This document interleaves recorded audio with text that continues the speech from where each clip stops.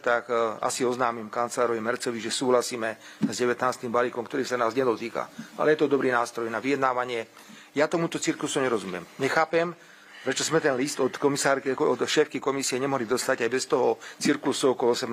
balíka. My dobre vedeli, čo je problém. Repowering bol schválený v pondelok na Rade pre energetiku. Je to šialený, ideologicky nezmyselný návrh, ktorý poškodzuje celú Európu. Komplet nás všetkých poškodzuje. Už ale ideologické okuliare, čierno-biele videnie sveta v danom okamihu prevláda. Ja neviem, pán predseda, čo sa udeje, keď bude koniec vojny. Keď skončí vojna, všetko sa vráti naspäť. Na čo toto všetko tu je teraz? Ja neviem. A tie reči, že kupovaním ruského plynu podporujeme vojenskú mašinériu. A aký plyn kupujú Ukrajinci? Však cez Slovensko prúdi, cez Maďarsko a cez Poľsko prúdi na Ukrajinu plyn. To je všetko ruský plyn. Kto je najväčší dodávateľ, druhý najväčší dodávateľ skvapalneného plynu do Európy? No, Rusko. To znamená, že my nemôžeme brať plyn. To znamená, my financujeme ruskú vojenskú mašinériu.